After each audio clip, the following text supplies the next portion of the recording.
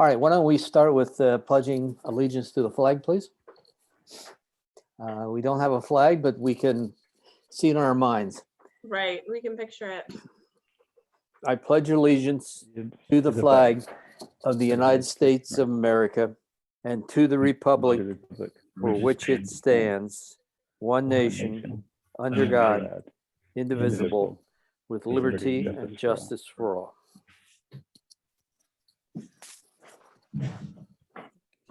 Here comes Scott. Here's Scott. Hi, Scott. He's not quite connected yet. Okay, for the record, this is the February 8th meeting of the Town of Canandaigua Planning Board. Let me do a roll call. Bob LaCourse. I'm here. Amanda Van Laken. Present. Mark Tolbert. Here.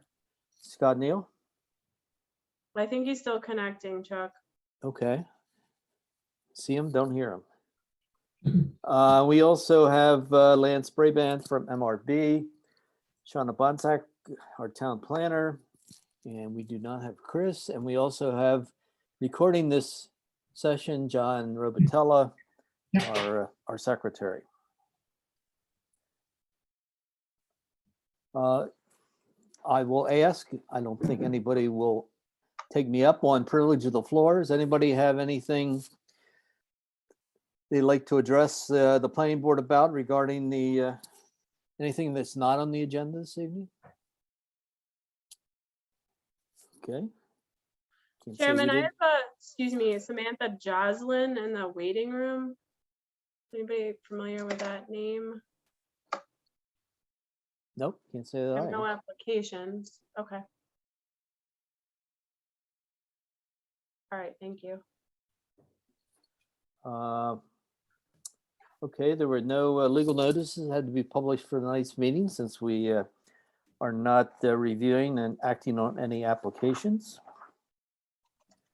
We have no continued public hearings. We have no continued site plans. We have no new public hearings. We have no new site plans, and we have no sketch plan to review this evening. Let's go take care of the SOP stuff of taking care of the minutes from January 25th. Can I get a motion to accept those minutes? I'll make that motion to accept the meetings on the 25th. Okay, thank you. And I'll second it. I have motion, all in favor? Aye. Okay, motion carries. Good job as usual, John.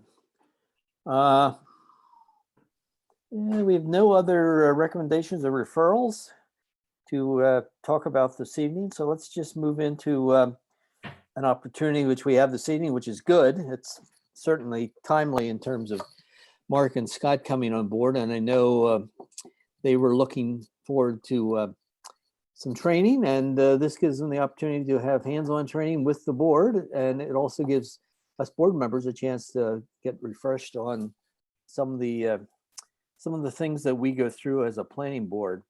And I'd asked Shauna and Lance to put together a training session. I know Lance had done 2 sessions for the Planning Federation last year. They were very well done. And I think very pertinent, again, as I said, to what we have here with some new board members. So I don't know which ones you decided on or both of them. It's up to you, your call, whichever you feel is more appropriate. Yeah, thank you, Chuck and board. I know I talked with Shauna today, and Shauna, I apologize for stumping in here. I think honestly, they're both kind of similar. The 2 presentations that we did, one was kind of like a planning board 101. It deals with procedure and process as it relates to site plan reviews, planning board rules. I think we can, talking with Shauna, we thought maybe we can kind of graze over some of those items and what the planning board's roles are, what kind of reviews you guys do, geared mainly towards Canandaigua's process. And then the other presentation that I did gets into more of, from a developer's perspective, why it's important to work with the developer. What are some tricks of the trade that you can use that would help make the relationship better and make the process more seamless. A lot of the a lot of the things I chose to use in those presentations really do come from the town of Canandaigua. I've been working with you guys for quite a long time. You guys do have a very good process at hand. So I kind of geared most of these towards my dealings with Canandaigua. So in talking with Shauna tonight, I thought maybe what I could do is her and I could kind of go through planning board's role, your duty, and then maybe take an application through the review process from start to finish, and then let the board kind of ask questions along the way if that works for you guys. That's great. And the only thing I do want to leave some time for Scott and Mark to ask specific questions they may have, because I know this is as much for them as it is for the rest of us, probably more so for them. So why don't we get started with that? And Shauna, I did talk with Shauna. She said that she will post these, or these, I don't mean she. Yep. I believe these might be posted on the website Yeah. where we get our planning board information, so that if you want to draw from there, you could. Right, we will post them in the FTP site, and or if you would like hard copies, obviously we can do that for you as well. Just send me an email and I'll get them to you. All right. Can you all see the screen? I can. Yes. Can you, Yep. Lance? I guess that's most important too. Yeah, that works perfectly. If you want to just skim ahead a little bit. Yeah. I apologize. So, Hey, Lance, I need to know where you got that drone shot from on the first picture. Oh, the front one. So we have a guy that we work with, and we were doing a number of park stuff, and we were in the city for I don't know specifically what the purpose was, but he came down and he flew the drone down there to get a number of trail pictures, and he took some city Canandaigua shots. So I thought, when I gave the presentation, Doug is on the Planning Federation, so I thought I would throw that in there a little bit. Yeah, I probably know him. You might. I can't think of his name off the top of my head. He works with our GIS department a lot.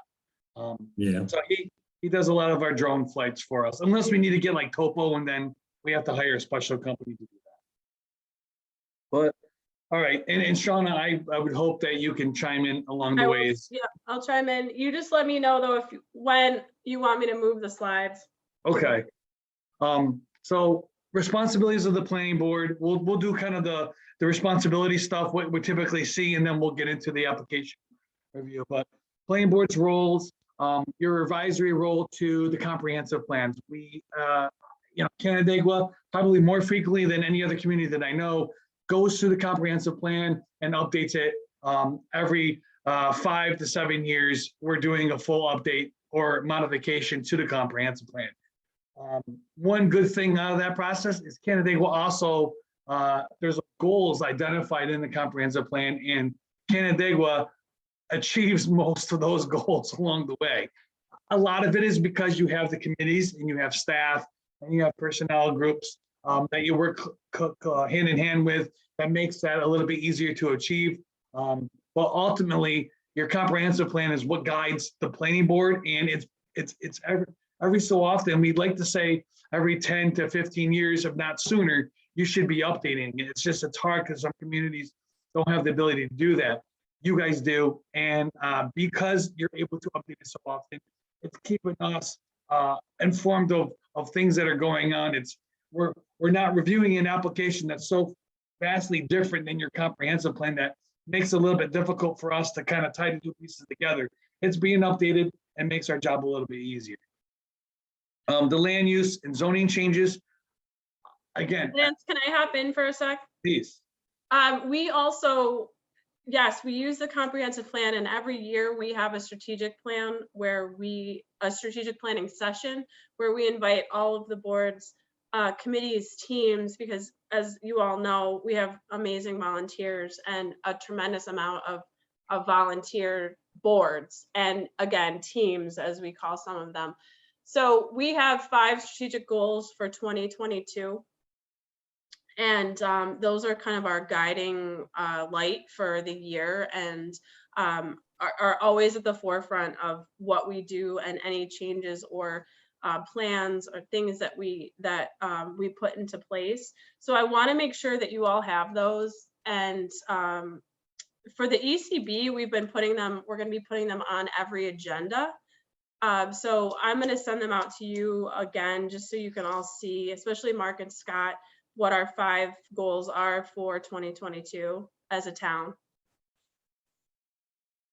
Go ahead. Sorry, Lance. I just Oh, wanted you're to fine. make sure That was a good was, point. noted. I was just Hey, going to Lance, say that. Yeah, I'm sorry. question on that. So in the comprehensive plan, when they update it on an annual basis, there's a number of things in there that they talk about require an update. So they'll say we should readdress this map, we should readdress this data that was done. Who then does that? Whose responsibility is it to then do that?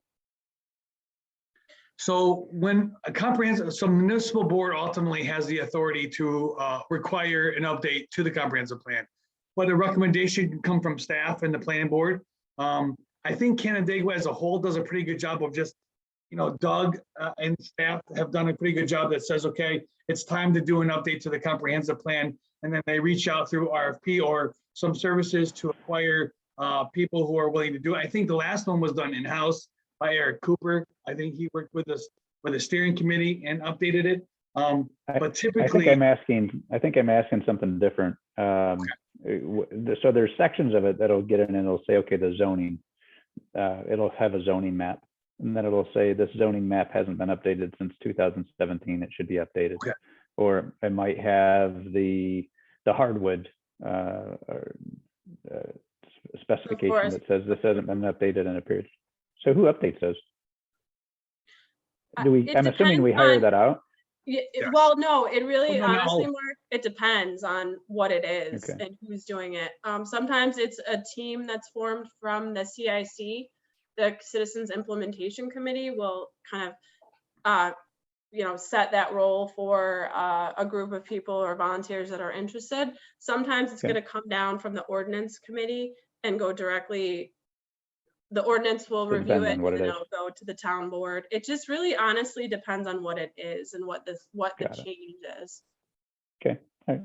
Thanks. yeah, the zoning map, just for record, was just updated. And the zoning map is pretty much determined, Canandaigua probably more so than any other community has quite a few local laws that get passed. And so typically when a local law or zoning change is occurring, they get the town clerk holds the file planner, holds the number of local laws that require update. And then every 2 or 3 years, we do an update to the zoning map based on those local laws that were passed.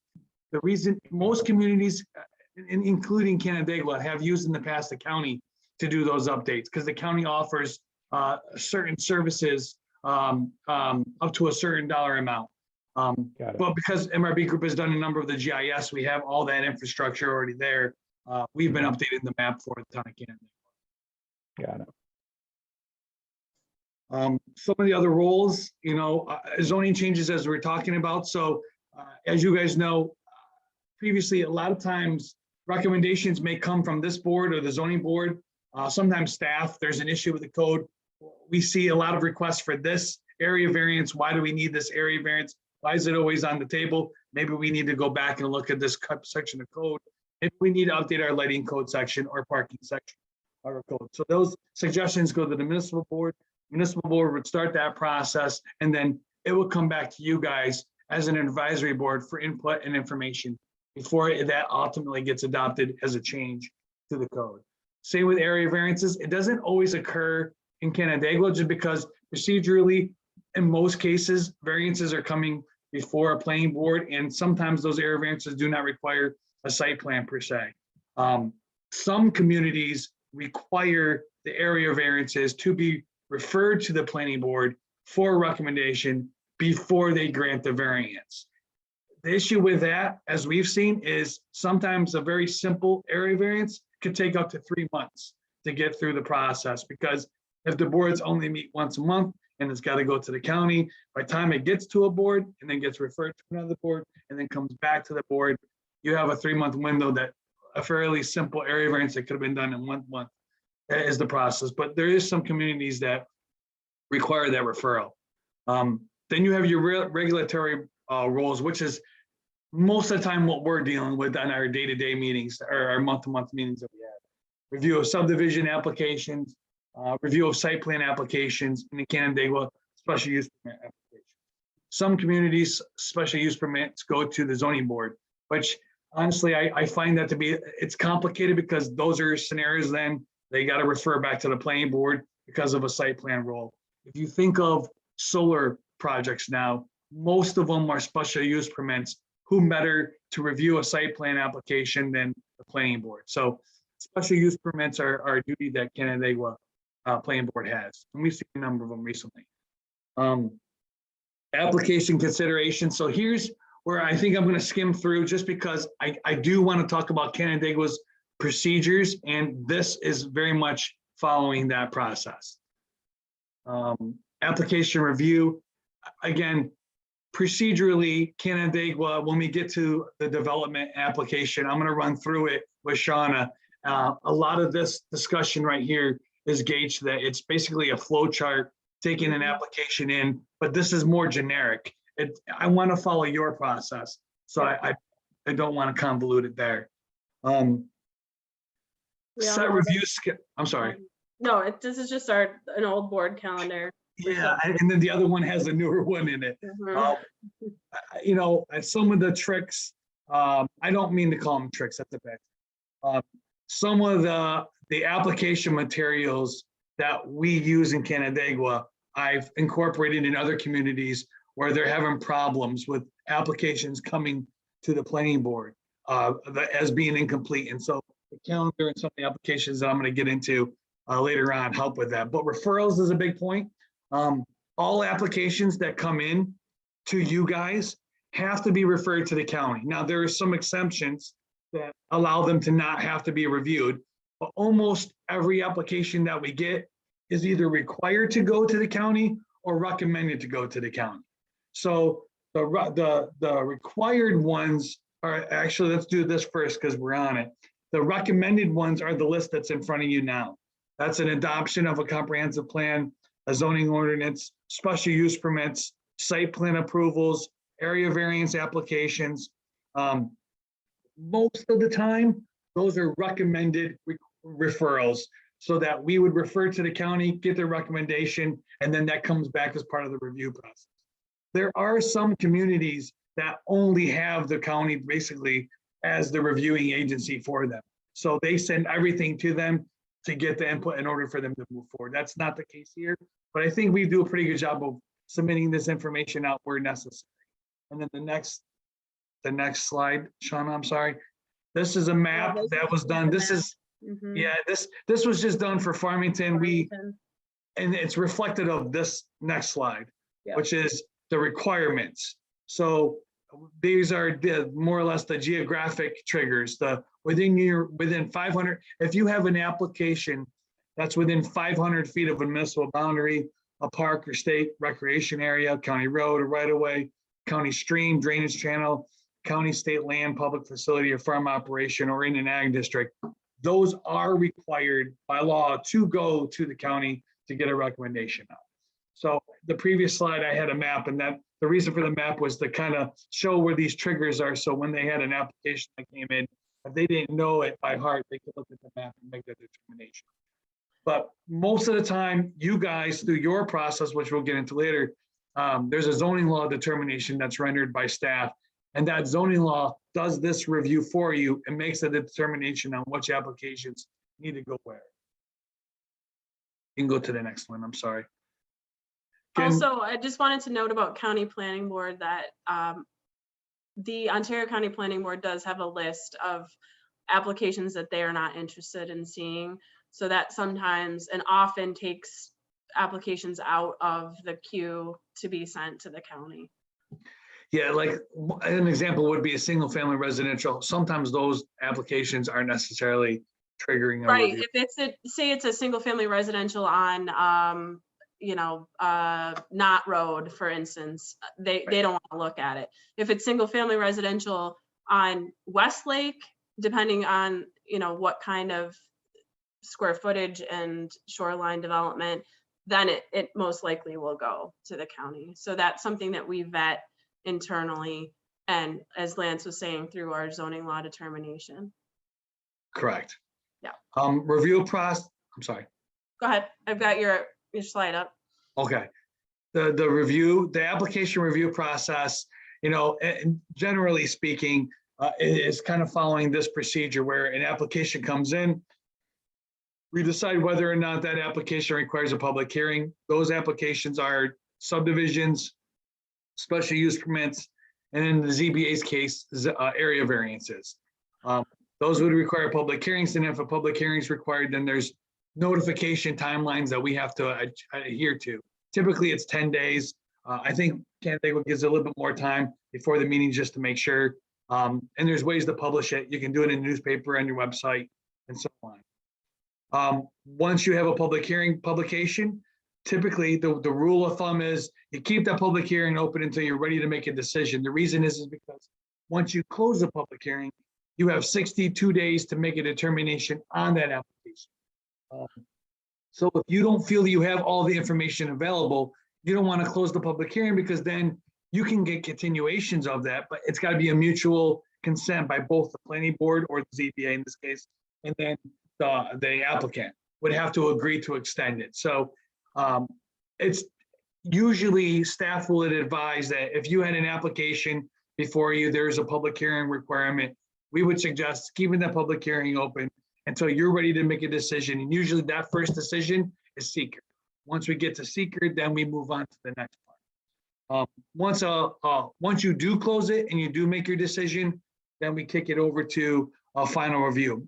I would say in almost all cases where we've had public hearings, mostly have been single stage site plan applications. But on our large scale subdivisions, there's a preliminary review, because in Canandaigua, you have a phased subdivision application. That is like your Lakewood Meadows, your Fox Ridges, where you have a large project that has multiple phases.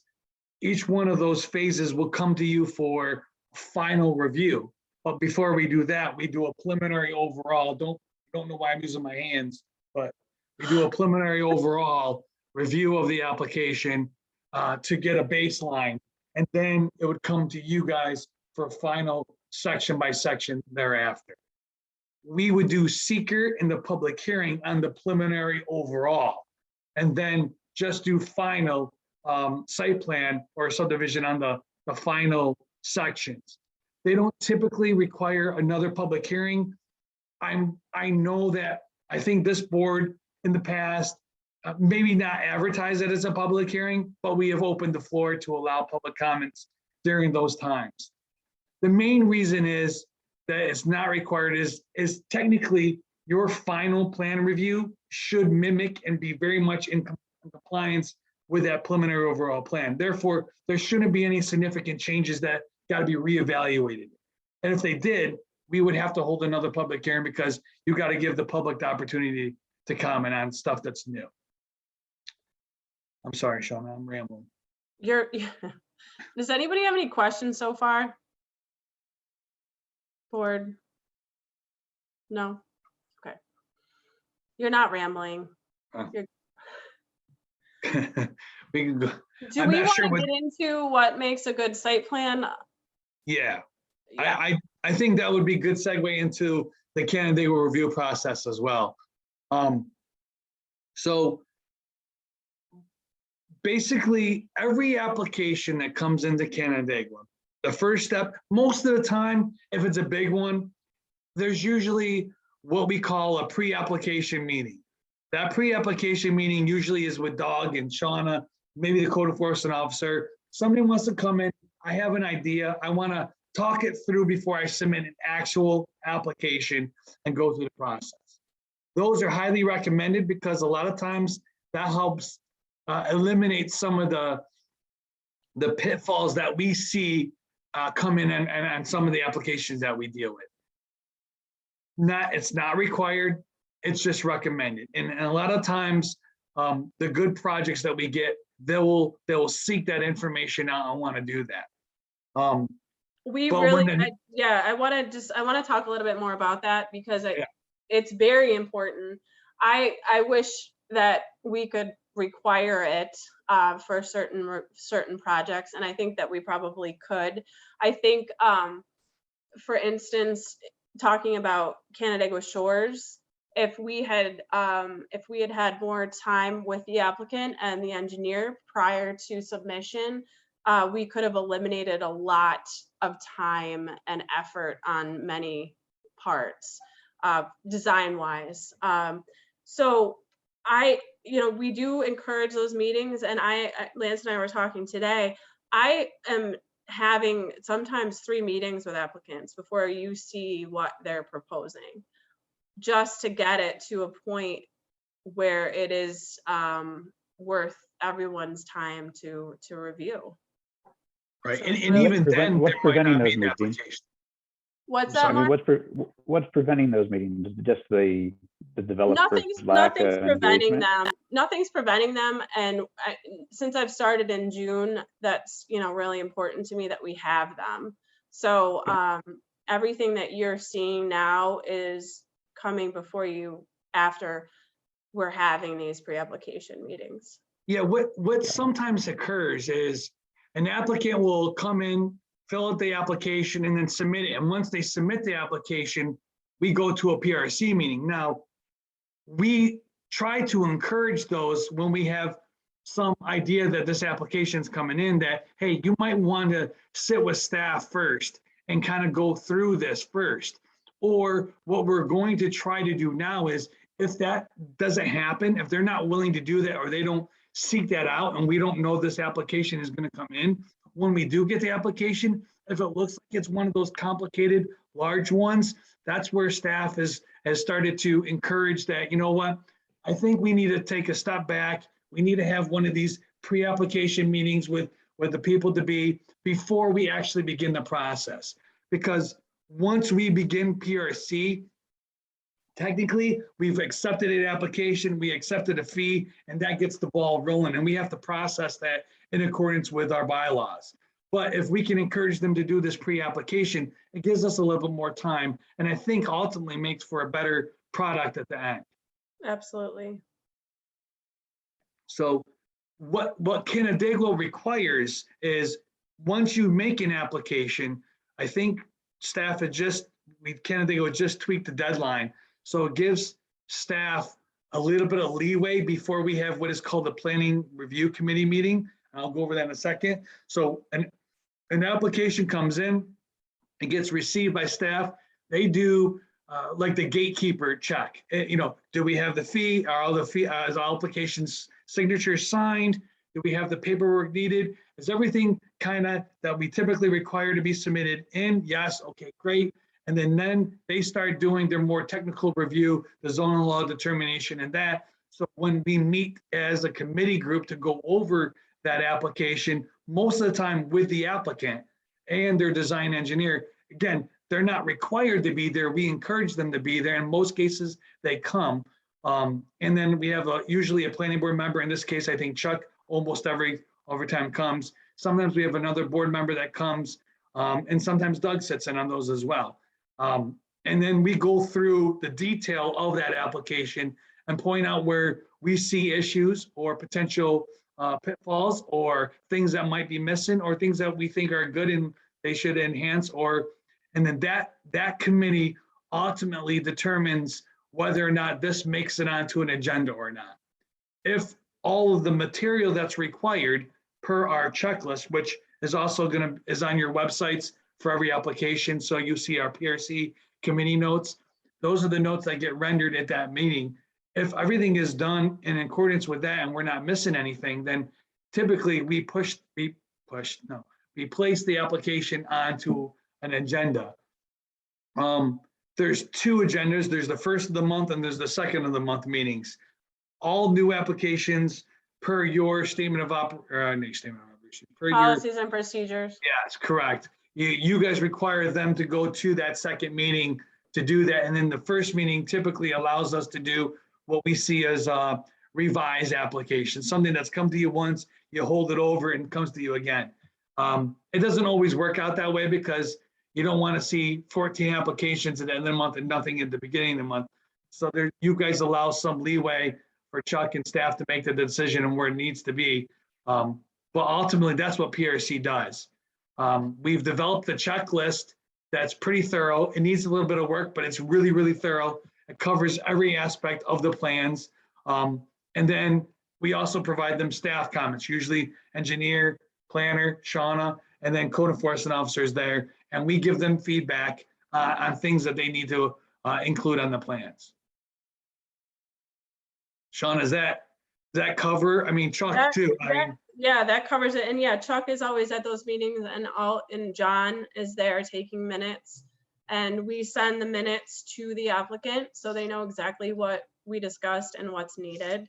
Then they have a deadline to get any changes into us in order to get on that agenda that we've suggested. And they're recorded. They're John's recorded. there recording them, and we put them on Zoom, right? So there's multiple ways for the applicant to see and know what we discussed and what they need to provide to us. Now, what I'll say is there's a lot of communities that don't do this, or they do a version of it somewhere along the process. I think that honestly, putting this in the beginning of the process is I think the best spot for it, because it gives us a chance to try to give you guys the most complete application we can, to put it in the best chance to allow you guys to move it through the process. Because if you get in an incomplete application, then it's just getting stagnant. And this goes to my second presentation that I provided you guys, which is working with developers. It delays everything. The process gets delayed. The applicant doesn't want to work with us because they think we're pulling them back. You guys are getting incomplete information. It's hard to make a decision on that stuff. So PRC that you guys have set up, I think, provides us a good opportunity to give you the most complete application that we can. With the important part being it's compliant to your standards and your rules, with some understanding, like, for example, Shoreline guidelines. We don't make that decision on whether they're compliant with that or not. We just make sure that they give you the information so that the board can make a decision on that. I hope that makes sense to you guys.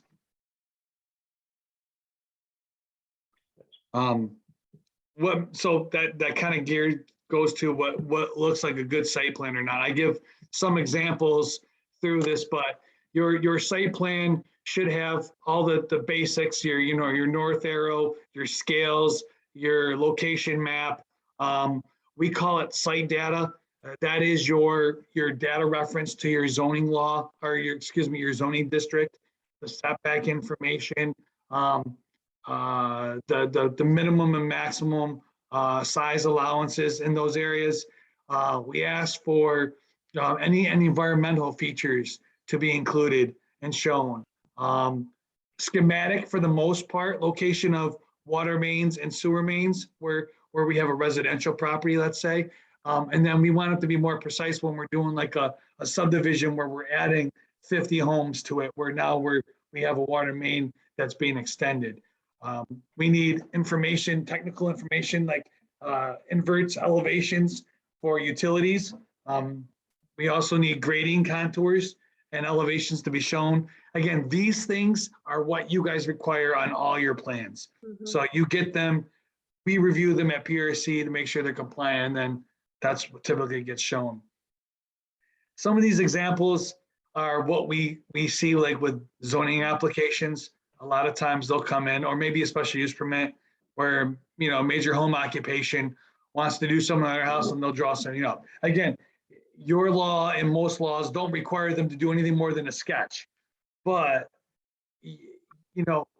we tend to find, I was going to go into this and I talked to Shauna earlier, you have a rule that allows for a waiver of a professionally prepared site plan. And so a lot of times a decision has to be rendered whether or not a site plan is required, which would be a cost to the applicant, or if we can get away with something like this. In most cases, a variance application, they might be able to do something similar to this as long as there's dimensions. A lot of times they want to see a plat map so that they can have an actual bearings and distances on there, so that when they say 53 feet from the property line, it's 53 feet from the property line. But when we have a special use permit and you guys have the ability to grant a waiver, we have to make a decision, when is one required and when's not required. Here's an example. You guys had that sign application most recently where we approved 2 signs, billboard signs. I forgot the name of the sign. Lamar Advertising. Right. Yeah. A site plan wasn't required. They gave us one, but a site plan for that wasn't required. Typically, something like this that shows the location of the site plan, it was going to be in its same location it was previously, and a little bit of landscaping, which they gave us a detail. Hey, Most of the time, Lance, yes, Lance, I checked on that and I thought I saw in the code, Sean, help me here, that it at least required a sketch plan. yes. Yes, that. Sketch plan, a yes. sketch plan, but it can be some, it really, like Lance is saying, it depends on what it is. Like Yeah, the home occupation out in Old Brookside for the gun sales, right? We needed a sketch plan. So we drew a picture of his kitchen and his sidewalk. And we were okay with that. The guy on Middle Cheshire with the greenhouses in the back, Mike, that sells right by Crosswinds, his little farm stand, we took a sketch for that. right, So right. yeah. Yeah, next so sketch, slide. not site, yeah. Thank you. Yeah. The Yeah. next slide shows a little bit better example of, I think, what we typically get as a sketch. It's got, maybe not to this level, but it doesn't have to be signed. It doesn't have to be stamped or certified, but it's usually a cleaner plan, more details, schematics are shown. Almost all cases, we want something like this when we have the home occupations where maybe they're increasing the driveway. I tend to think that you want a site plan application when there's improvements being made to the existing site, when they're expanding the driveway or putting signage in the driveway, in lighting up or sidewalk up, something that we should be looking at how it's going to impact the area around them, and it works with your process. I think most of the time you guys, through your review, I don't think we've ever granted waivers unless it was a major home occupation with no changes to the exterior or signage. And then you have your detailed site plan, which, I mean, if you guys see the checklist that we go through, there's 2 checklists. There's your site plan checklist, and then there's the Canandaigua checklist, which is like 14 pages deep of what's required. So yeah, you guys, your process requires a very detailed plan, which is good. Back when I first started, Canandaigua and some of the other communities did a very, like, when we said preliminary, it was, this is all that's required. Give us the base level, your sketch plan, which is the plan before this. That's your preliminary plan, and that's good enough. And then we can move into final, and then you can give us all the detail. We've since revamped that and said, no, we want your preliminary requirements are basically final requirements for most communities, Basically. which is good. It should be that way, because once they get preliminary, they have a base of, they're getting an approval of something. We should get as much information as we can.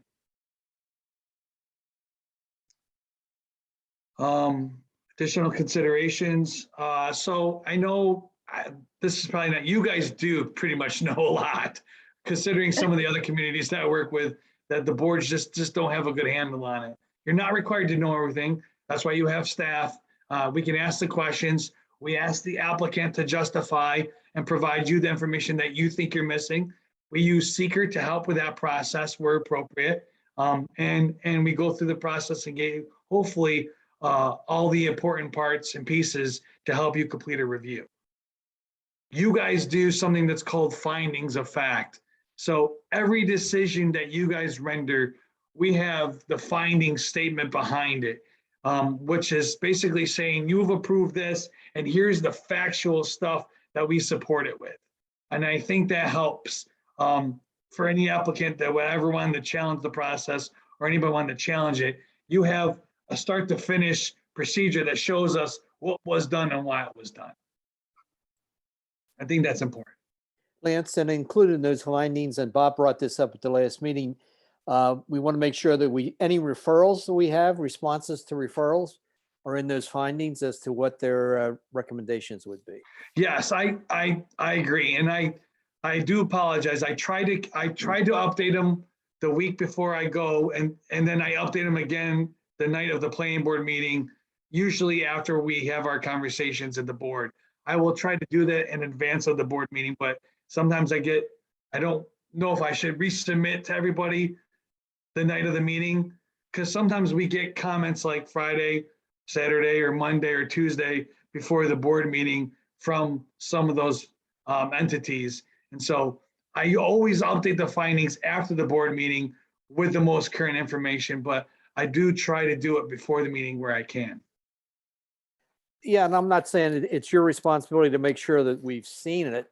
I think we just want to memorialize it in the findings. Mhm. It's up to the board members to check the files. I check them up the afternoon of the meeting just to see if anything new came in. So, Yeah. and And if there's something, always something new. and yeah, and if something came in like at 5 o'clock, which we're trying to refrain from, Right. Shauna can bring that to our attention at the meeting. Right. Right.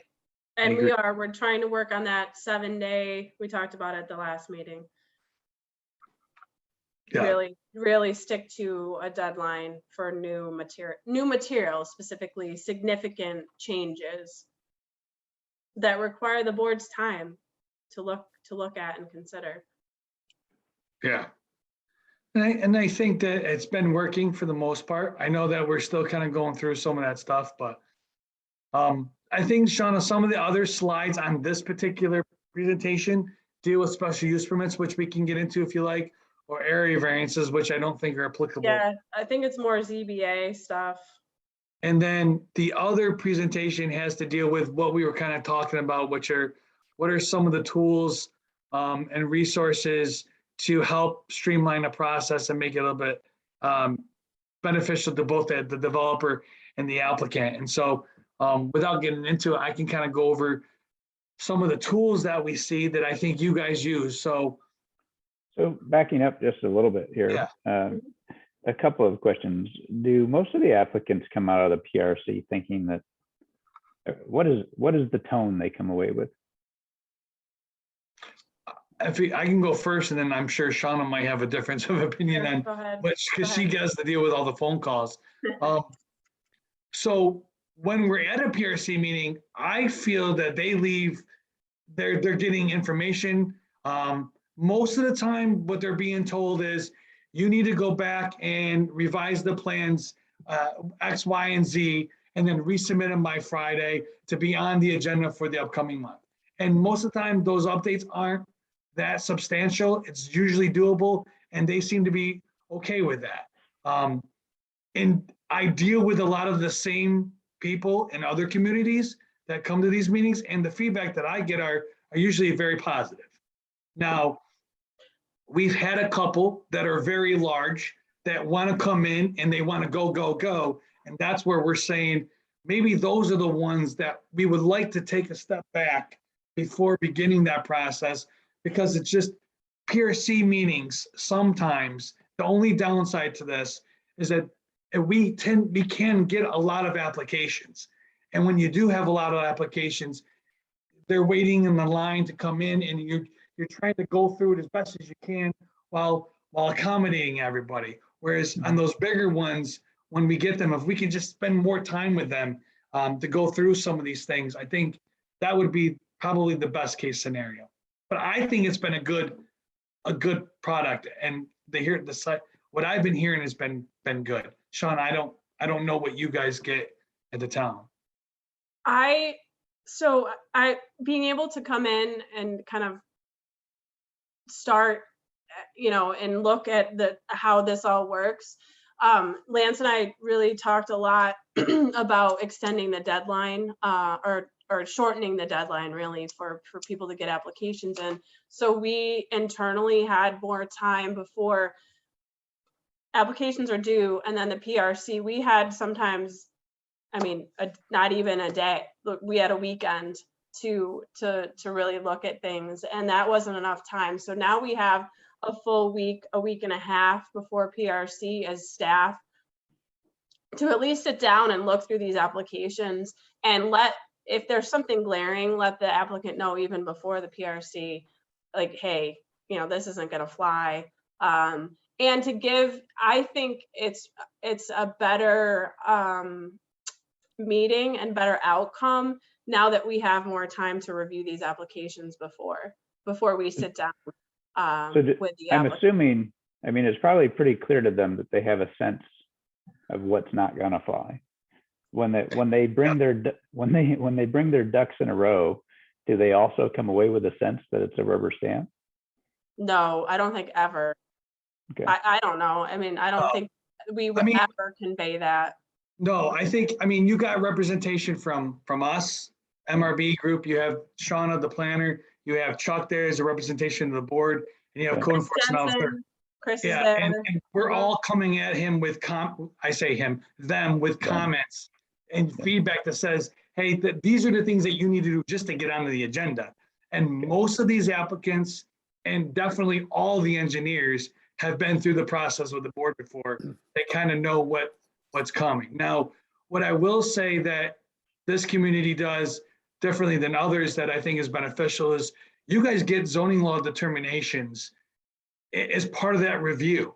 So you guys up front, staff is providing the applicant a detailed summary sheet of where it's got to go, why it's got to go to those places, and what code sections support that. There isn't, I work with probably 15 other communities, not one of them does that. And what we're seeing in other communities is that sometimes they end up going to the planning board, and then we find out, through a review from staff later on that, oh wait, you need to go get a variance. Now that delays them. Now they got to go back because they just didn't have that opportunity to do this meeting, this thorough review beforehand. So we're trying to encourage those communities. And again, I'm stressing it with a lot of the communities I work with. These PRC meetings are just so beneficial because if you don't have enough staff to do it, this kind of allows us to bring these players to the table and help. What I didn't say this earlier, but the PRC is pretty much open to anybody. Sometimes we've brought county representation to the meeting, State Department of Transportations have come to the meeting, Canandaigua Watershed Council has come, Kevin Mulvaney has come to the meetings before. So when it's a very large project that has that kind of outreach, we try to bring them all to the table so that we can highlight some of these issues that are coming up. Great. Thanks. And then the findings of fact, I know that we can essentially discuss those with anyone that we like except for each other on the planning board, correct? Pretty much. Yep. So, Yeah, you just don't want to have, and if Chris was here, he would tell you, it's easier if you guys have comments on anything that you receive to send it back to the town, to Shauna, and then Yes. Shauna can reach out to everybody, because if it's perceived that you guys are communicating without advertising it, then that's against open meetings law. Right. Yeah. And also can't send anyone material from, that we have that's on the board, FTP site. We just ask, we will give out information once we get a FOIL request. Okay. We want to make sure that that happens for, freedom of information law. Right, there's a procedure for it, right? There's a process to get it. They want to get it, they contact the town and they can get the information that way. We'll definitely do that. Sure. Chuck, what do you think about the PRC? I don't mean to keep going back to PRC, but I know you're a part of that No, process. I mean, we are very careful to say to the applicants that it ultimately is going to be the ZBA or the planning board's decision as to if your application is approved. And all we tell them is the planning board's going to want to see shoreline guidelines. The planning board's going to want to see where the NRI control factors are, steep slopes. And it's always stressed. So we're telling them that that's going to be required for them to be able to appear before the planning board. And I think there's no rubber stamping involved at all. It's all. Yeah, just I'm sure the information. team on our side is very careful. I was wondering if the perception, the soft piece, right? So do they feel like they hit a home run, or do they feel like we beat the hell out of them? Because it's, in some cases you'll hear that the process, I mean, this is a step that they should value, because it's kind of, it gives them the opportunity to come in to get the inside scoop of what they need to do to prepare properly. You're helping them prepare, which is a resource. Yeah, But I I- think in most cases, the applicants appreciate the time and effort. Yeah. And I think the engineers and applicants we've been working with, they look forward to that PRC meeting because it gives them an opportunity to find out what might be needed and what might be missing. Yeah, understood. Yeah, and I think I would like to, I think most of them that we've been dealing with have been there so many times now, they kind of know what to expect. But if it was somebody new, you know, we try to do a good job of informing them that this is step one of a multi-step process. You know, you're getting these comments just so that you could just get to the meeting. And then when you're at the meeting, you got the planning board, you still got outside comments coming in. You're going to have an MRB letter of 20 comments coming to you. It's an endless process. So I think we do a good job with it. And I know you said that, but most of them have been there before. But you're right. They're applicants. Not all the applicants have been. And I think that's important. And I see that. I see a disconnect sometimes there when the applicant doesn't know what they're going into. We've had this happen. The engineer absolutely does. They've been before us 10 times before, but the applicant, you know, they just want to build a house. They had no idea that, you know, what kind of review is involved. So I think it's eye-opening in a good way for the applicant. And I would like to see more applicants come in tandem with their engineer just because of that. that's a good point. Most of the time we get the engineer representing them. Yeah, and then you have a homeowner, home builder, who is shocked that, you know, wow, this is going to take 4 months, and also, you know, there's engineering fees involved because the review is so thorough. I wasn't planning on spending $1,200 on this process. I mean, so it's really good to have the applicant be involved from the beginning, just so they're not shocked at the process. Especially when we Which goes delay back that. to that pre-application meeting, John, real quick. Absolutely. That has to happen, and you've got to tell them what lies ahead for them, including PRC, the possibility of, you know, how they get in the agenda, do they have to go to the ZBA, what it's going to cost them, all those factors. Yep. And we're working on revamping the development office website with things like that, like what are the 10 questions we get? Like, how do I build a house? Well, Yep. this is, you know, okay, click on here because, you know, this is what's going to happen. Some different scenarios that are going to be a little bit more user friendly for people who just don't know. And that's okay that they don't. Yeah, it's free to them for the applicant to come in and meet with the town. Sure. It doesn't cost them anything to do that. So why don't we move on from procedures to techniques? You got Mark, Scott, well, anyone have any questions on procedures? I think we talked about it quite a bit in our meeting where we went through the rules of procedure, and this was certainly helpful again tonight. But let's move to your next presentation, Lance, which has to do with techniques. Developer one. Yeah, Mhm. I've got it. I'm just going to share.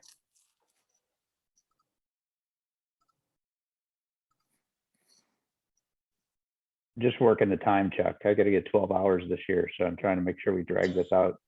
I'm going to turn my screen off, but I promise I'll still be here. We're not going to do all 12 tonight. Pulling all nighter, right? I was trying to go through these really quick. I didn't know if you guys picked up on that or not. Mark's saying, drag it out.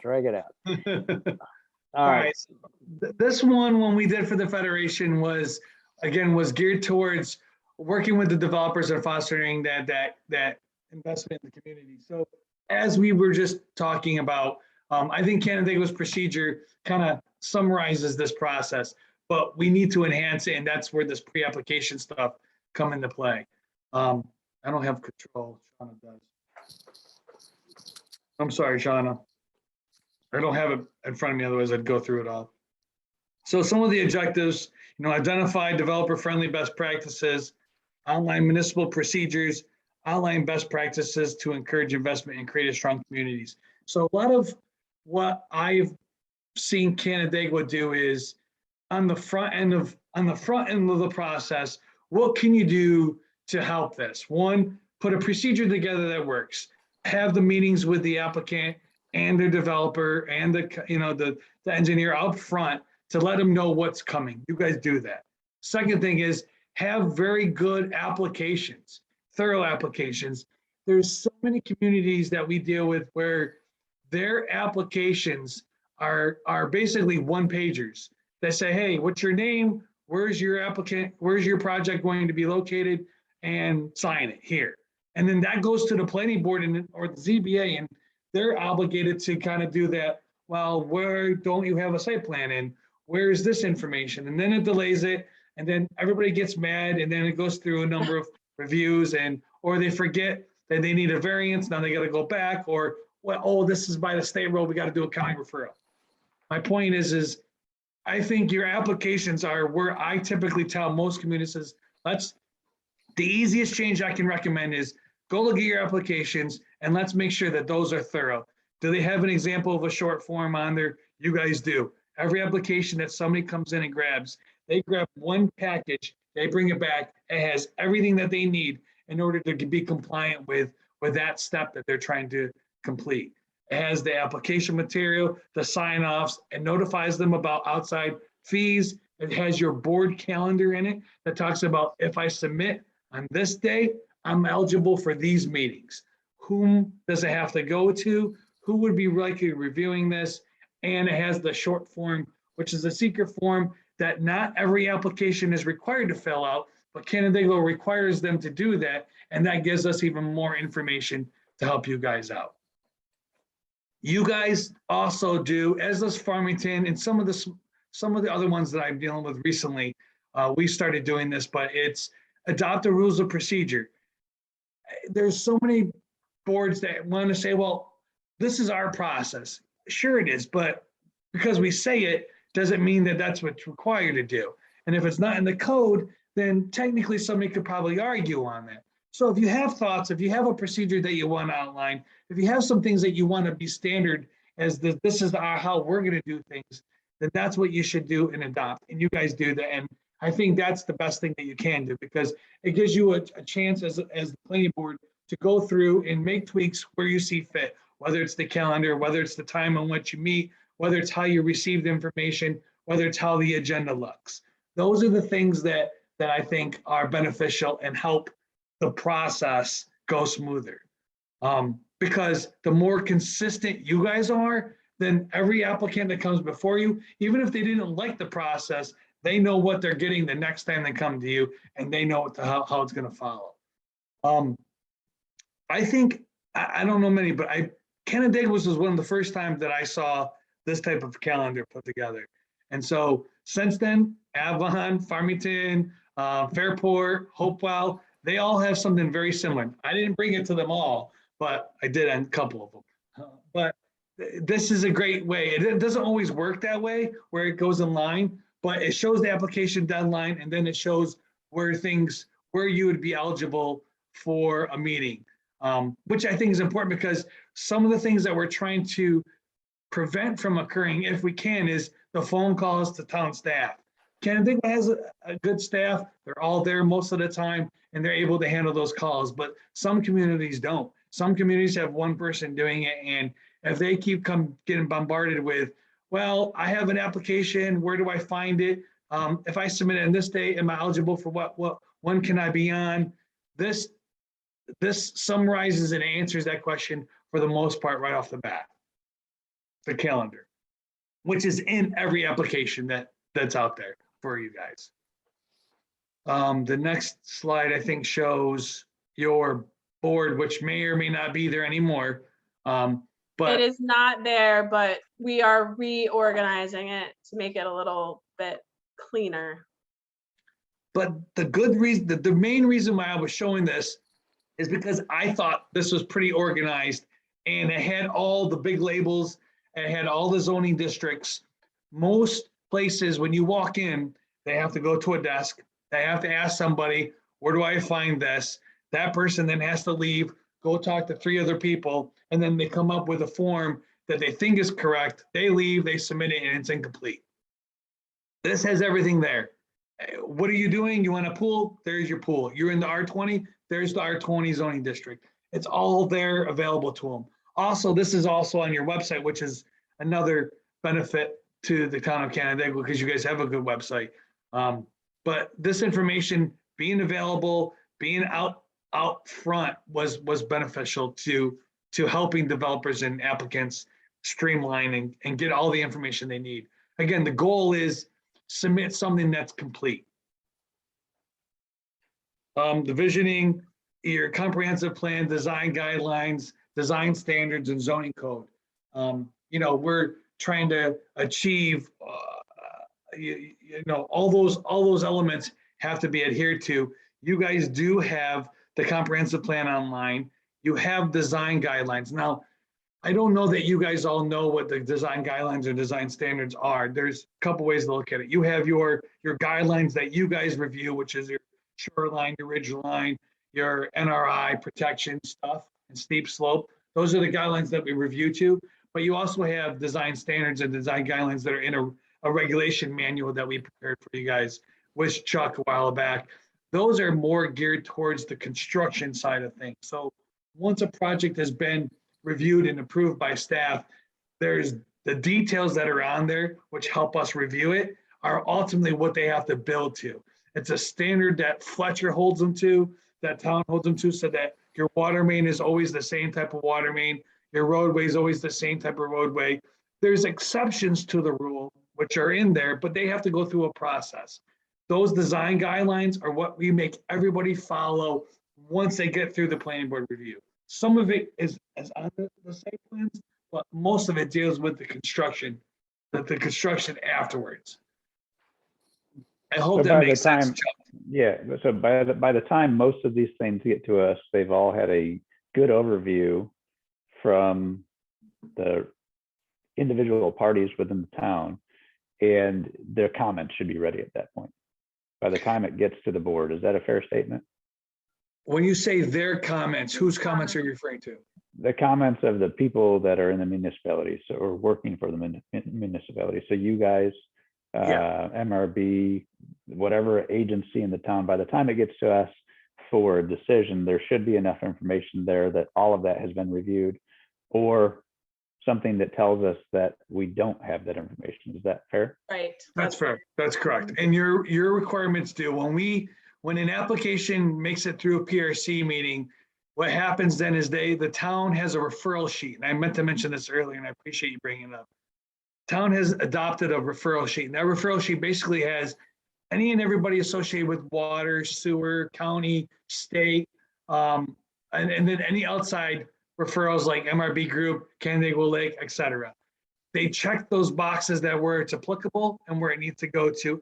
And then once they deem the application complete by their standards, by town standards, they refer them out to those agencies, and they give us a deadline that's usually a week or a week and a half before the planning board meeting, so that all those agencies know that if they have comments, they need to be in by that time frame in order to provide you guys enough time to read those comments and be prepared to have dialogue on them at the board meeting.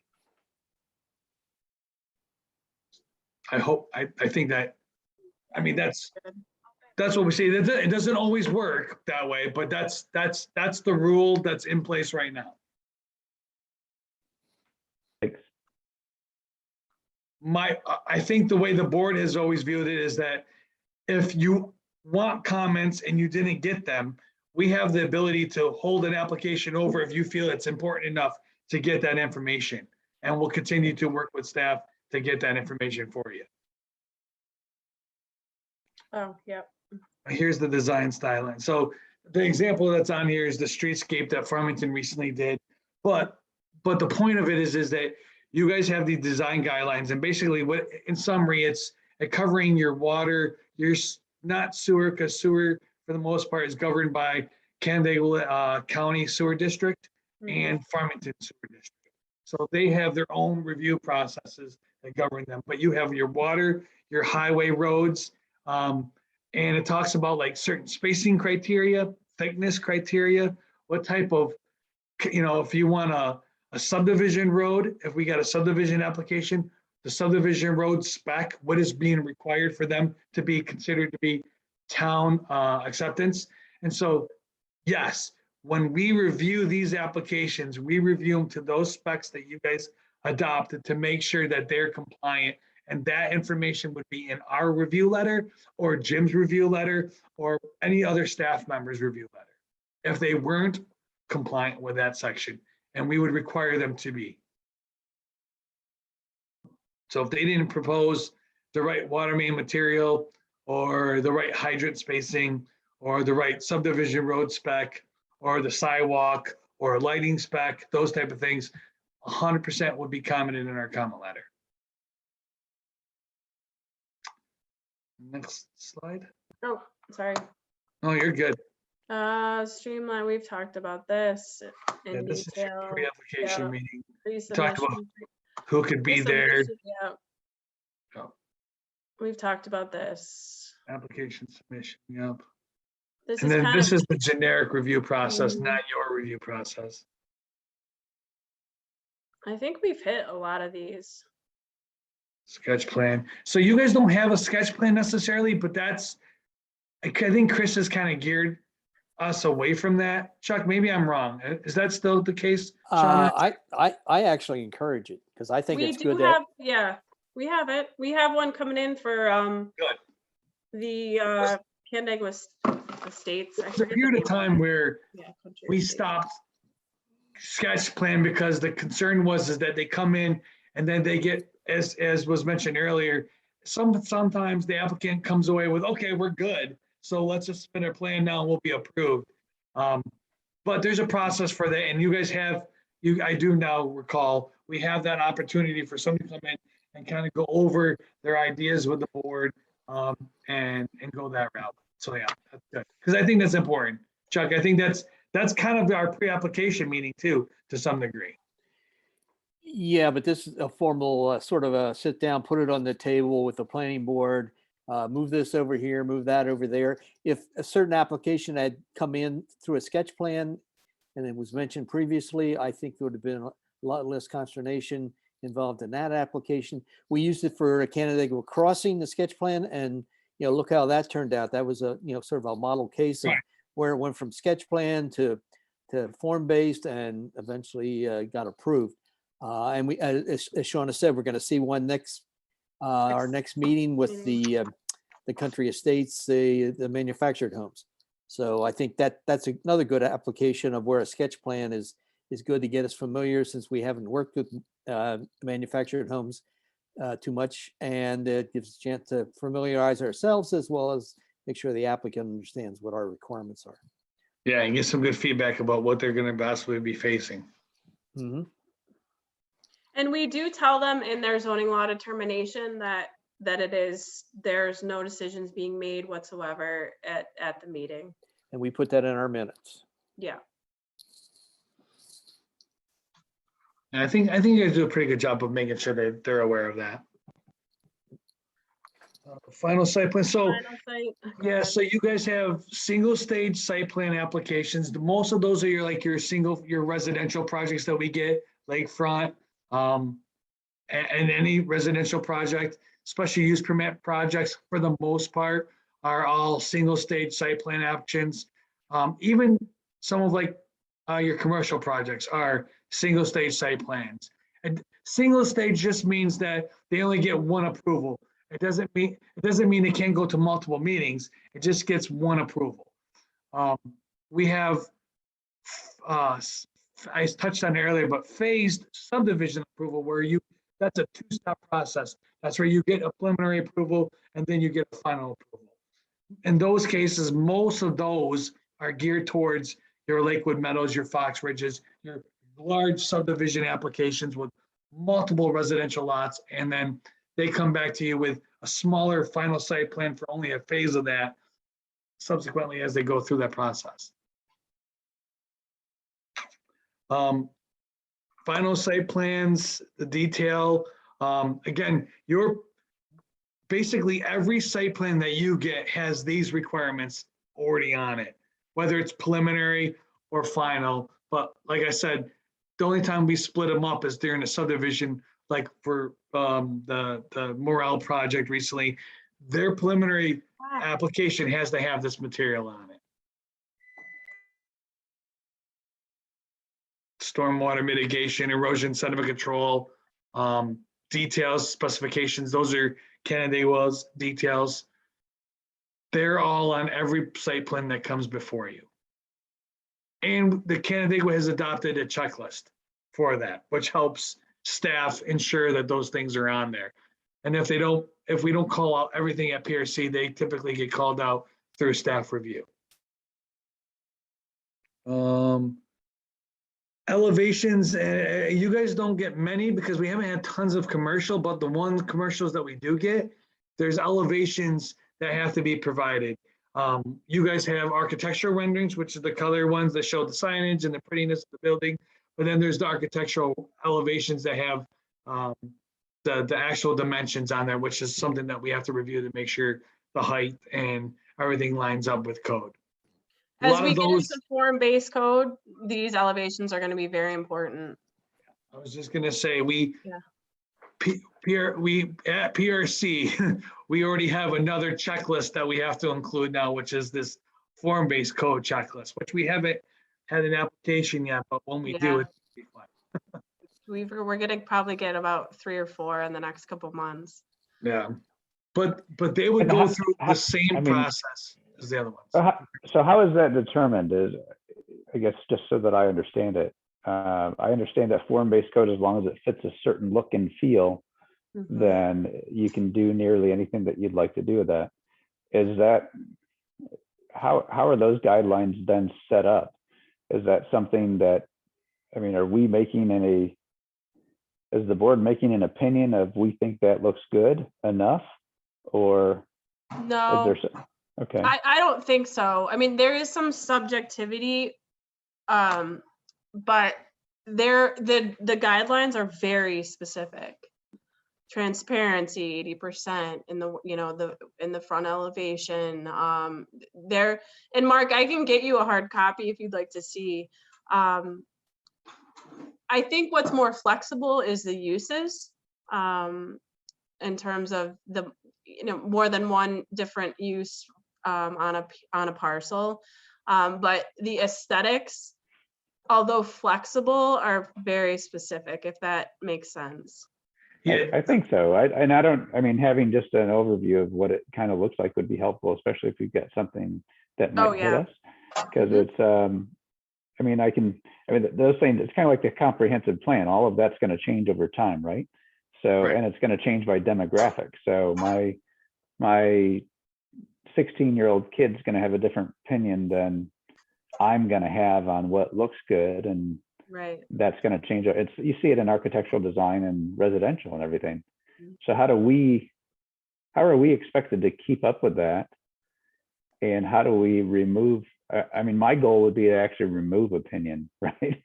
Right. Right, Right. right. Right. Well, know this, the form-based code has a checklist that we're obligated to run it through. That's the baseline. If Got it. they meet that baseline, then technically they're compliant with code. And I think then the planning board gets into more of I understand that you're still reviewing the form-based, but we're looking at it from the site now, the site perspective of how does that building and rendering fit on the site? And then any additional improvements that you think are necessary to match what else is already out there. Okay.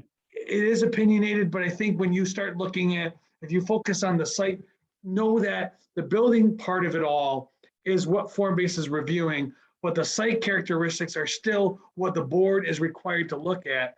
That's something that will continue to, you'll have that review responsibility still. So does that evolve? I mean, I'm used to European standards where, I mean, you've got 3 colors that you can choose, and the ridge lines have to look like this, and every building has to look like this, and the trees have to be, any tree that's over 3 inches has to be left alone, type of thing. Is it headed in that direction or no? Is the control of, are the guidelines behind form-based code stringent, or the form-based code that we pass, are they stringent enough that they're that specific, or is it really the building needs to look like, the shape of the building needs to look like this and how it fits on the lot needs to look like this. But if this one's pink, that one's yellow, this one has 80% glass, 82% glass, then how specific is it, I guess is what I'm asking. I think it's very specific, actually, you know, with landscaping islands and pedestrian considerations, and it is very specific. Fairly And complicated. it's very complicated, and I guess what I want to say too is we have yet to take anything through the form-based code, so it's going to be a learning experience for all of us, especially staff and the board, as we in the application. You know, Lance and I have talked about this. It is what it is, and that it's almost a draft. There's going to be things that work really well and things that don't work, and there's going to be things that we're not thinking about that we need to add to it. So the board, it's exciting, but it's also going to be, we're going to have to be really kind of patient as it evolves. Okay. So the town adopted the policy. We have a checklist that we created to help us get through some of the baseline requirements that are there, so that when you guys get it, you should be getting a plan that meets all of those code requirements. Because if it doesn't, then technically they would need a variance and go that route. I don't even know if that's eligible. I'd have to go back and look at the code to see if you can even do that. But I think once you guys get it, then it becomes, I guess, I don't mean to downplay it, but it becomes more of the site plan review that you would typically get.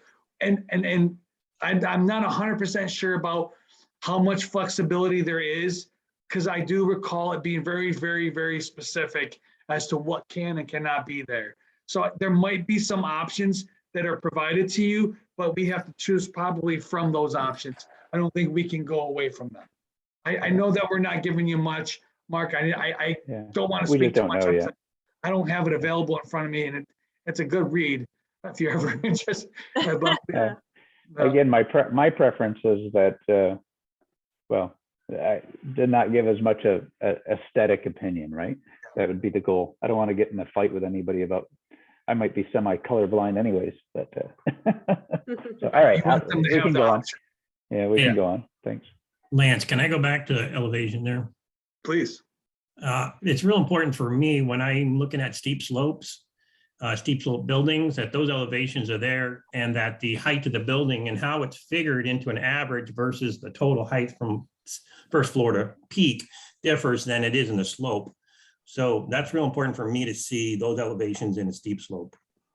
I think that's a good point. I know that we tried, I think our checklists suggest that these elevations be provided, and ultimately town staff does a review to verify if they're compliant, because if they're not, then they got to get a variance for that. And so when the zoning determinations are done, they try to review that in advance. But I think it's good to know that I think in all cases, we should have an elevation provided to the board, just so that we're consistent, and that if there's, you never know, sometimes there's a miss, and we want to make sure we cover it. Yeah. But that's a good note. It's very critical with shoreline guideline considerations. I think we consider the elevation as part of our deliberations on the compliance with the shoreline guidelines.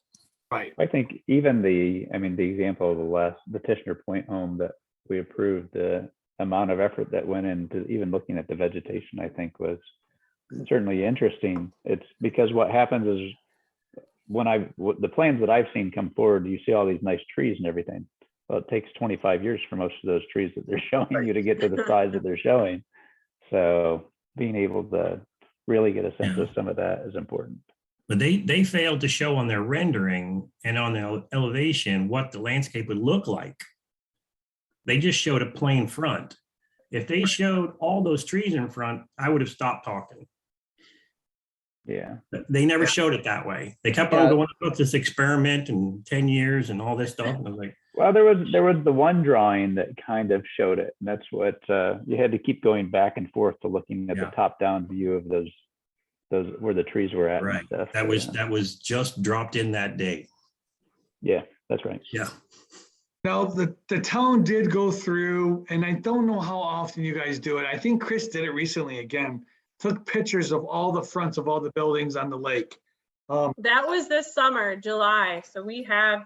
Yeah, dates. maybe we can do a better job of making sure that we have that picture on the lakefront projects that we get. I think in- we absolutely can. Absolutely. That's a really good point.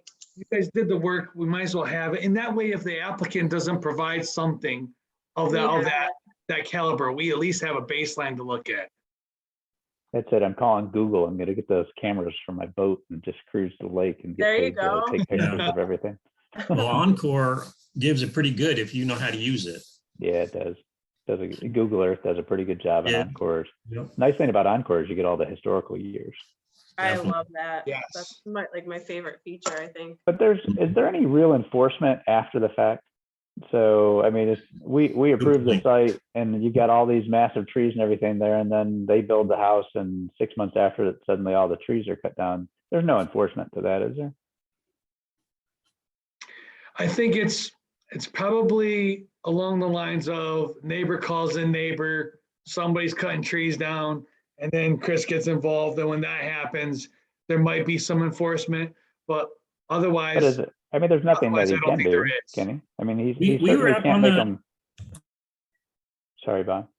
Up on the ridge line that he cut down all his trees and we made him replant. Yep. Yeah. Oh, you can, so there is In that. the- Okay, there is a mechanism to do that. Yeah. I think in the areas that have been identified as being protected, for example, like a conservation area or a steep slope area where the plans show that we don't want you touching anything up there, where it's clearly identified that there can't be any cutting, then yes, 100%, they can't do it. And if they do, there'd be some ramification to that. But if it's just a property owner we wanted them to put the shoreline trees up there and then 5 years down the road, those trees are gone. I don't know how, other than the neighboring calling them in, I'm not 100% sure how that enforcement goes, unfortunately. Well, my position is if he submits a plan and that's part of the plan set and includes the landscaping, and I sign it and you sign it, Lance, and Jim signs it, then it's part of the record plan, and that landscaping should be applicable as long as at least our lifetimes anyway.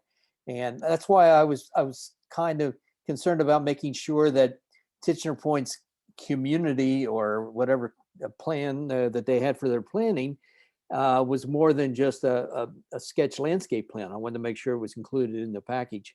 So I think we got it.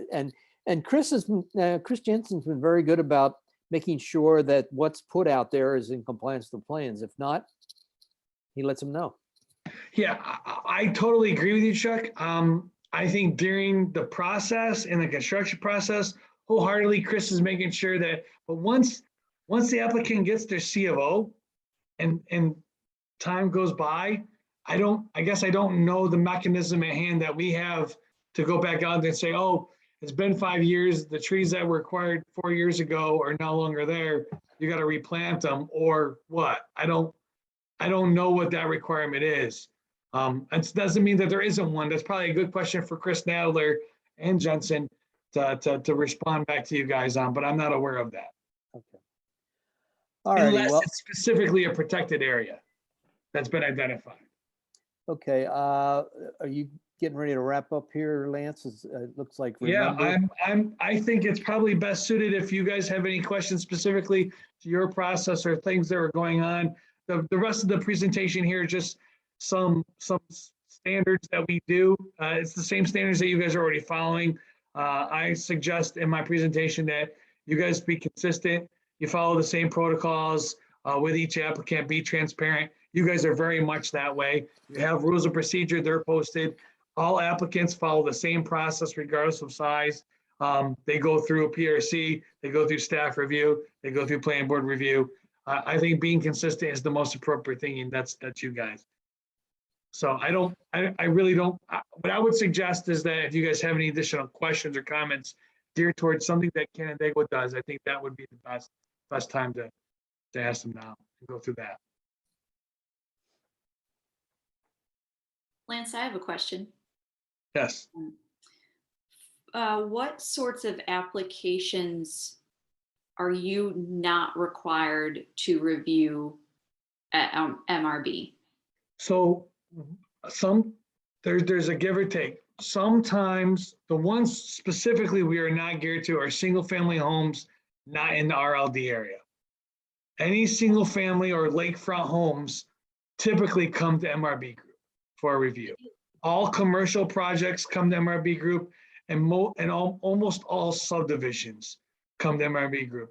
If it's just like a minors, like I say minor, but by definition, it's not. If you have 75 acres and they want to carve off 4 acres for the lot, technically those don't come to MRB group for review, unless it's attached to a future plan that has development associated with it. Usually, I'm a part of all PRC review meetings where every applicant is coming through. So sometimes there is a fee associated with that, but ultimately they may not come to us for review, at which point I don't have a comment letter on them. Mm-hmm. I do a little bit of a review as part of the resolution preparation, which is standard just to make sure I'm up to speed with what's going on so that I'm available to answer any questions the board may have. But ultimately, no review as comment letter is required for those. Okay. Thank you. Appreciate that. And then just a general question, not related to tonight, but to our 5 objectives, because I printed that out again here tonight, and thanks for sending that again. Point 5, invest in constructions of roads, sidewalks, and bike lanes.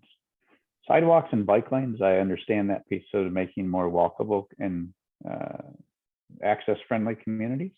When we talk about when the point of invest in construction of roads was created, what was that interpretation? Do we want new roads? Do we want better roads? Do we want different kinds of roads? I'll say complete streets. So we want the complete street look and feel and functionality.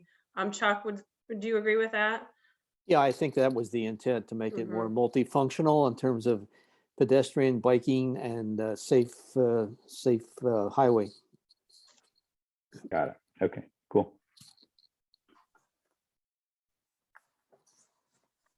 Appreciate this tonight. I know a lot of this is from me. Yeah, thanks, Good. thanks, Lance and Shauna. I think it was worth our time spending. We usually don't get a chance to do something like this during the year because we're usually having applications thrown at us. But it was nice to be able to sit back, and especially, as I said, with 2 new people on the board, which we're certainly glad to have, make sure they maybe understand a little bit more how we do things here in Canandaigua. I'm Chuck, I'm sorry, just to interrupt, one last bit of information. I think we mentioned it before, but I do think a bit of helpfulness would be is if any of the new members want to come to a PRC meeting, I think that would be beneficial. They can at least see the applications up front, see what kind of level review goes through. I think it's accessible via Zoom, so you don't have to even be in person, just an option. And I didn't mean to interrupt you with that, Chuck. And those are on YouTube, correct, Shauna? Yes. Recorded. Okay, good. Because I don't know if I can get the one, but like. Yeah, because they're during your work day, Scott. Right. So 10 a.m. Is that normally? 9 a.m. 9 a.m. Okay. I might, but definitely I would check out the YouTube video. But they are recorded, so you can watch them after the fact. You won't have the opportunity to ask any questions, but Right. You could hear more or less how the process works. Good. Before do we have to get go, on the distribution list for that? PRC? Yeah. Is that Send it a out to the planning board? John might know that. I sent the agenda to everyone. Would have come out last week at deadline. The links in it. Okay. Yeah, I'm not used to the links being on the agenda. My bad. Michelle will send out the Zoom link separately. I send out the agenda on the deadline day, but the link will come from Michelle shortly. So when I see those, just let Michelle know that I want the link. Got it. Okay, anybody have any more questions for Lance or Sean? I just want to, before we wrap up, revisit, first of all, anybody have any questions before we go to a new subject here? No. I just want to revisit real quick our annual report. from last year where we committed or suggested that we would look at a couple action items primarily derived from the comprehensive plan. I mean, we have two items specifically that were related to us. One, we're a secondary participant, which is the planning board will work to provide trails within new developments. I think we're continually looking at that when we look at projects to see if and where trails could run and if they can connect to existing trails or proposed trails. So I think that's something we have on our radar and we're looking out for it in our review. So I think we're good there. The other thing the other two are primary transportation action items having to do with one being the planning board will support public and pedestrian transportation through denser mixed use development patterns. And the other being the planning board will review site design criteria and zoning code and eliminate impediments to alternative transportation. I got to think about that a little bit. Shauna, do you have any ideas which direction the planning board should go to? I know these are not part of the top 5, but there's certainly action items in the plan. And we committed in our annual report to at least look at them, talk about them, and if in some cases come up with some recommendations, that would certainly be to everyone's benefit. The site design and criteria, I think that's something Lance had referenced that before. It's a lot of nuts and bolts stuff, details on design standards. I don't know if there's any impediments. I know we're talking about complete streets as being an option to allow for bicycles and pedestrians and other forms of transportation. I guess just we'll have to keep that in mind, and I'm not sure where we want to go with that. But the other items that we had in that commitment on our annual report were the planning board would like to revisit the town's regulations on solar energy development, considering updates to technology and siting pressures. Next item, battery charging stations are increasingly more sought after, and the planning board would like to research this technology and techniques for siting. Next item, the planning board wishes to take into consideration and review projects that are proposed to or could provide or could have potential to support low to moderate income families in our community. And lastly, the planning board wants to be proactive as it relates to 5G technologies, how they would be implemented responsibly in our community. What I'd like to do maybe to attack these action items would be assign a facilitator, a planning board member to each one of these to sort of take the lead. I'm not going to assign those tonight. I want you to, if you want to volunteer for any of those, certainly bring it to my attention. I know, Bob, you and Gary were very much involved in the solar energy revisit. Right. And Very maybe much. that's something you would consider taking the lead on. Definitely. And I know, Amanda, you were very concerned and rightfully so about supporting low to moderate income families in the community. And maybe you could take the lead on that, but I think you could work hand in hand with our affordable housing committee. And Karen Parkhurst is the chair of that committee, and maybe either attending their meetings or talking to Karen and just finding out what we can do as a planning board to assist in that would be helpful. The other items, the 5G, the charging stations, if somebody has interest in that, let me know. I don't know, Scott, Mark, anything spins your beanie as far as being involved with those things.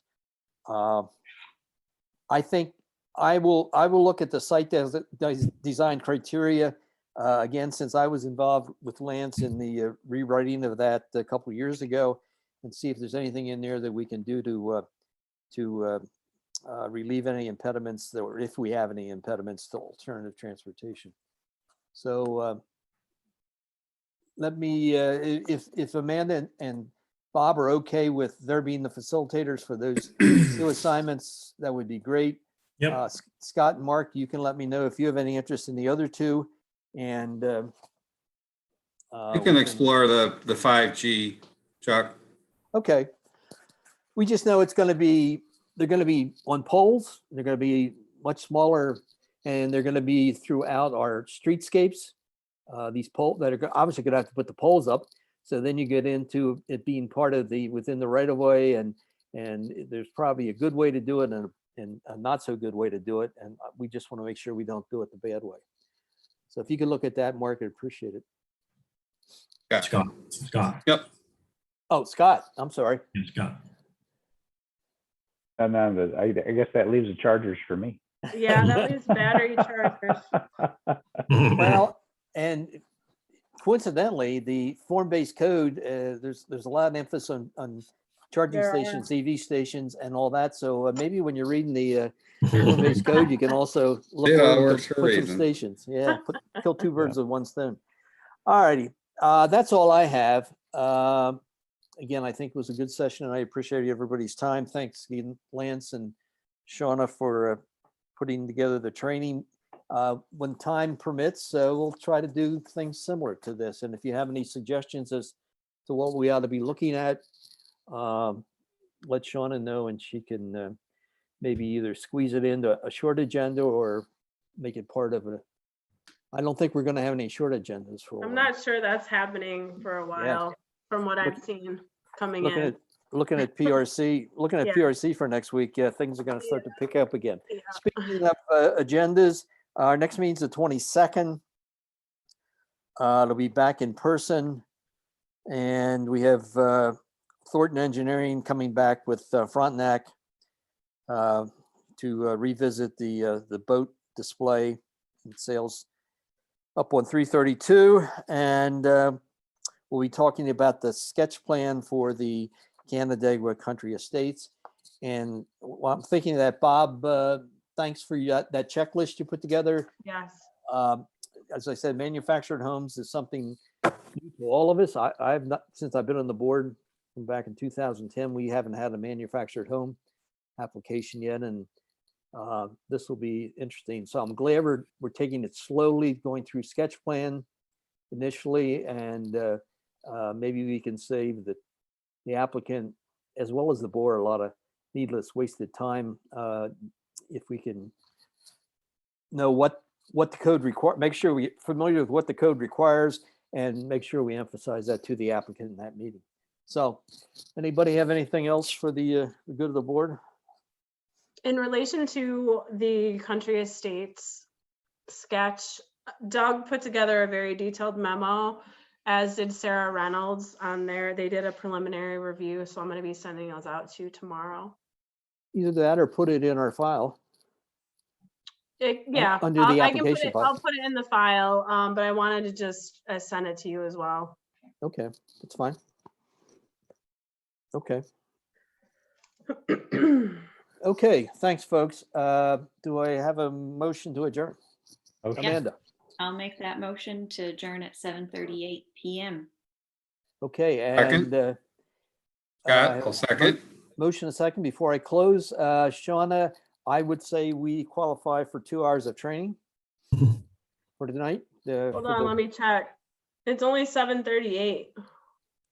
It's already 7:30. Shauna, your clock is slow, Shauna. Wait a I minute. said yes, 2 hours, yes. Oh, I thought Amanda said it was 7:59. I don't know what she's looking at, but my cell phone says 7:39. Hey, Amanda, it worked. It Hey. fooled me into getting 2 hours. All right, at least an hour and a half. You got to give us an hour and a half, Sean. Yeah, we'll do 2 Okay. hours. Okay. Will you let Michelle know so she I can will. put it on I our will. scorecard? Okay. Yep, yep. All All right, righty. thank you all. I have a good motion. night. I have a second. All in favor? Aye. Aye. Aye. Night all. Good night. Night. Thank you, guys. Bye, thank you. Night. Thanks.